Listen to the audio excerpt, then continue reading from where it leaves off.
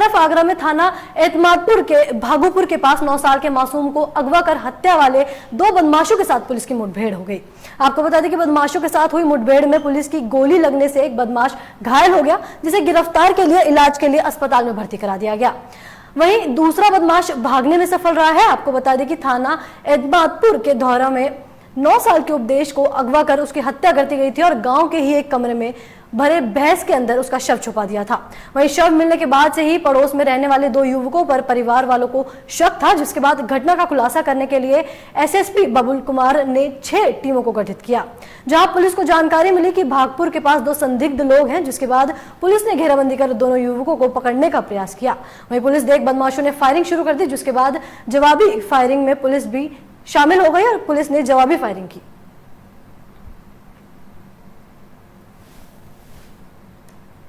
आपको बता दें कि थाना एतमादपुर के में हुई थी ये मुठभेड़, जहां किशोर की हत्या करने वाले बदमाशों को पुलिस ने मुठभेड़ में पकड़ लिया। आपको बता दें कि मुठभेड़ में एक बदमाश की गोली लग गई, वहीं एक बदमाश भाग निकला। पूरा मामला आगरा का है, जहां मुठभेड़ में गोली लगने से एक बदमाश घायल हो गया, वहीं अंधेरे का फायदा उठाते हुए एक बदमाश मौके से फरार हो गया। आपको बता दें कि मुठभेड़ में एक बदमाश को गोली लग गई, वहीं एक बदमाश फरार हो गया, जिसके बाद थाना एतमादपुर की पूरी घटना है, जहां किशोर की हत्या करने वाले बदमाशों को पुलिस ने मुठभेड़ में पकड़ लिया। आपको बता दें कि पूरा मामला थाना एतमादपुर के भागपुर का है, जहां पुलिस और बदमाशों की मुठभेड़ में पुलिस की एक गोली बदमाश को लग गई, वहीं एक बदमाश पुलिस की गोली लगने से घायल हो गया, वहीं एक बदमाश अंधेरे का फायदा उठाकर मौके से फरार हो गया।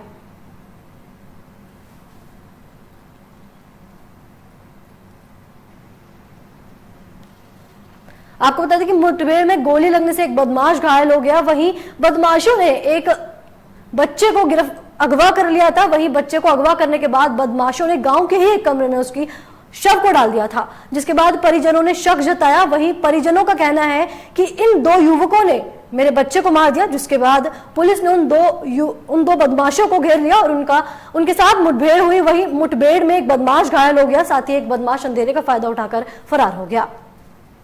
आपको बता दें कि बदमाशों के साथ हुई मुठभेड़ में पुलिस की गोली लगने से एक बदमाश भी घायल हुआ है, जिसे गिरफ्तार कर इलाज के लिए अस्पताल में भर्ती करा दिया गया है।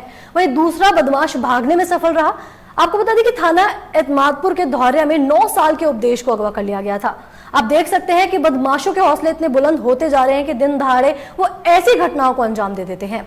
आपको बता दें कि गांव के ही एक कमरे में बदमाशों ने भरे भूसे के अंदर उसका शव छुपा दिया था। वहीं शव मिलने के बाद ही पड़ोस में रहने वाले 2 युवकों पर परिवार वालों ने शक जताया था, जिसके बाद घटना का खुलासा करने के लिए एसएसपी बबलू कुमार ने 6 टीमों को गठित किया, जहां पुलिस को जानकारी मिली कि भागपुर के पास 2 संदिग्ध लोग हैं, जिसके बाद पुलिस ने घेराबंदी कर दोनों युवकों को पकड़ने का प्रयास किया। वहीं पुलिस देख बदमाशों ने फायरिंग शुरू कर दी, जिसके जवाब में पुलिस ने भी फायरिंग शुरू करी।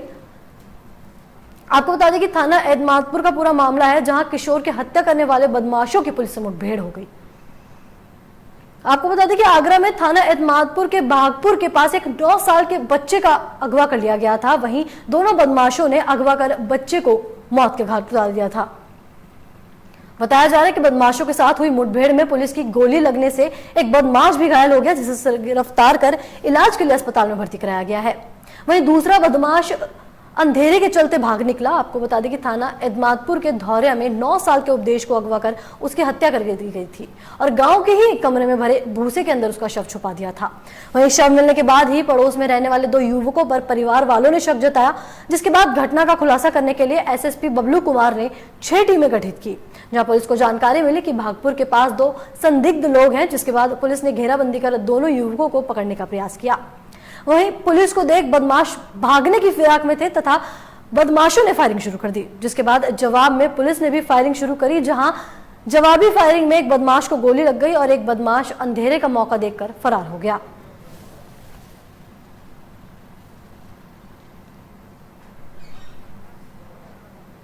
आपको बता दें किशोर की हत्या करने वाले बदमाशों की पुलिस से मुठभेड़ हो गई, जिसमें मुठभेड़ में एक बदमाश को गोली लग गई, वहीं एक अंधेरे का फायदा उठाकर मौके से फरार हो गया।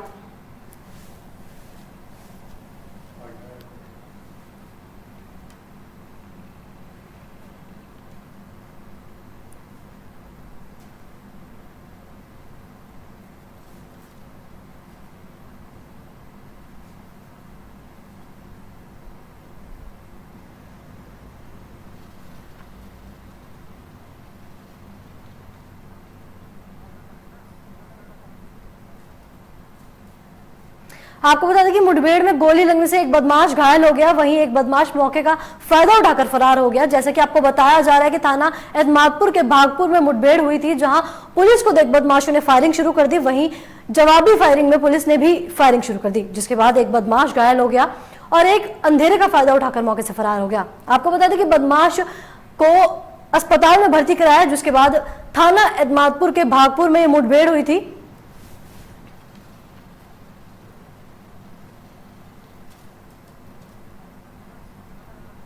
इस खबर पर तमाम जानकारी के लिए हमारे संवाददाता सज्जन सिंह हमारे साथ है।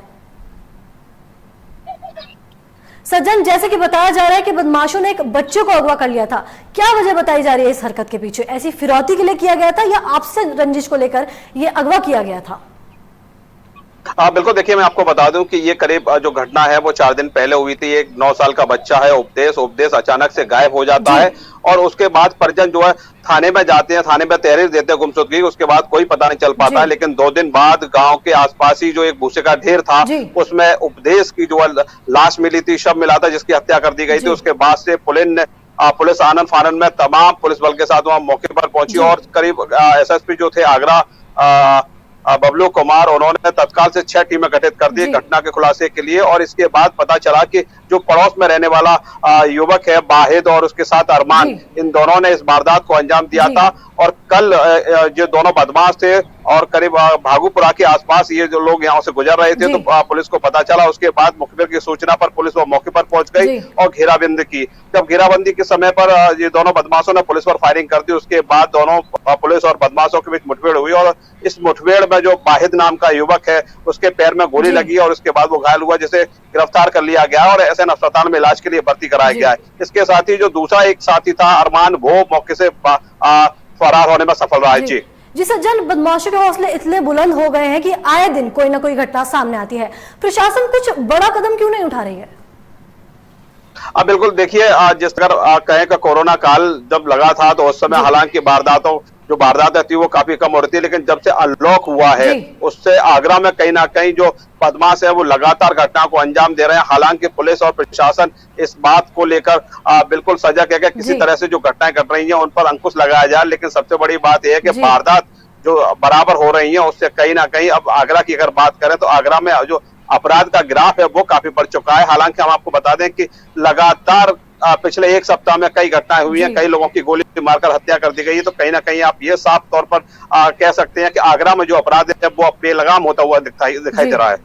जी सज्जन, देखा जा सकता है कि जुर्म इतना बढ़ गया है, क्या यह पुलिस के लिए चुनौती बन गया है? बिल्कुल, देखिए लगातार जिस तरह से कोरोना काल को लेकर जब अपराध तो नहीं था, लेकिन अब कोरोना काल के लेकर जब अनलॉक हुआ तो कहीं ना कहीं लोगों में एक बेरोजगारी भी देखने को मिली है और इस वजह को लेकर भी लोग जो है वारदात की दुनिया में उतर रहे हैं, घटना को अंजाम दे रहे हैं। कई ऐसे मामले सामने आए इससे पहले भी कि लोग पैसे के लिए बड़ी वारदात को अंजाम दिया। जी सज्जन, इस खबर पर तमाम जानकारी साझा करने के लिए बहुत बहुत शुक्रिया आपका।